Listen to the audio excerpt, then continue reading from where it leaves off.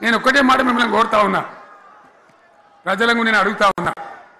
పేదలు గుడిసెలు వేసుకుంటారు, ప్రభుత్వ జాగాలలో పాపం తెలిసి తెలియక కొన్ని వేసుకుంటారు. బీఆర్ఎస్ గవర్నమెంట్లో హైదరాబాద్తో సహా వరంగల్తో సహా అనేక పట్టణాలలో అనేక ప్రాంతాలలో రాష్ట్ర వ్యాప్తంగా లక్షలాది మందికి మేము పట్టాలు ఇచ్చినాం.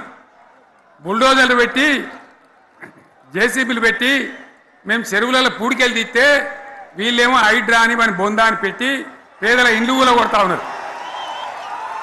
ఆనాడు చెరువు పూడికెళ్ళి తీసిన బుల్డోజర్లు ఇలా పేదల ఇండ్లు కూడా కొడతా ఉన్నాయి. ఇవన్నీ మనం చూస్తూ ఉన్నాం.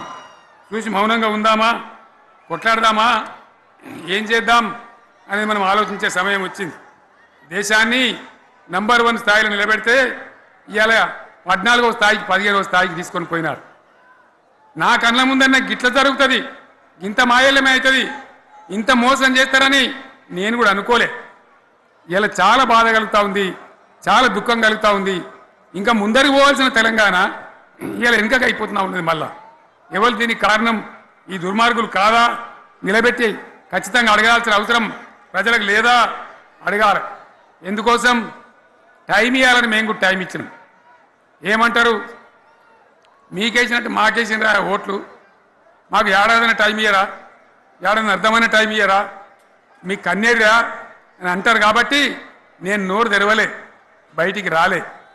కృష్ణా జలాల మీద గడబడి జరిగితే ఒక్కసారి అక్కడ నాయకులు తీరకపోతే నల్లగొండలో పోయి ఒక గర్జన చేసి వచ్చినా కానీ నేను ఎక్కడ బయటికి రాలే, మాట్లాడలే.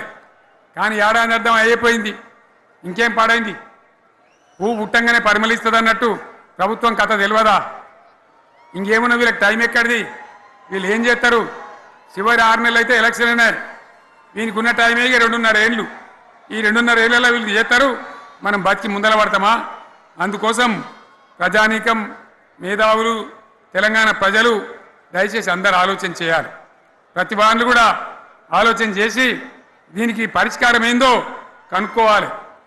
మేధావితో పనిచేయాలి, ఆవేశంతో కాదు. ఆవేశంతో మనం నినాదాలు ఇస్తే కాదు, ముళ్ళును ముళ్ళుతోనే తీయాల. యాడ ఒడగొట్టుకున్నామో గాన్నే వెతకాలి, ఎక్కడ జారిపోయిందో ఆన్నే మళ్ళీ దొరకబట్టాలి. ఆ నైపుణ్యం, ఆ స్థాయి ఇవాళ రావాలి. మళ్ళీ ఇప్పుడు ఏం చేస్తారు? మాట్లాడితే బీఆర్ఎస్ మీద బదనం, ఇక వశమైతే లేదు రాని భూములు అమ్మకానికి పెడతామంటూ. అమ్మచ్చు, అత్యవసరమైతే కొన్ని అమ్మచ్చు. ప్రజలకు అవసరం లేని ఉంటే, విలువ వచ్చేది ఉంటే, ప్రజల పనుల కోసం కొన్ని అమ్మచ్చు. కానీ ఏదమ్మాలి ఏదమ్మద్దని విచక్షణ ఉండాలి కదా. యూనివర్సిటీలు అమ్ముతారా? ఇవాళ హైదరాబాద్ యూనివర్సిటీ అమ్ముతున్నారు, రేపు ఉస్మాన్ యూనివర్సిటీ అమ్ముతారు. విలువైన భూములు అని ఇట్లా కథం పట్టుకుంటూ పోతే ఏమైనా మిగులుతుందా? కాబట్టి ఇది పద్ధత, ప్రభుత్వం నడిపించే విధానమా?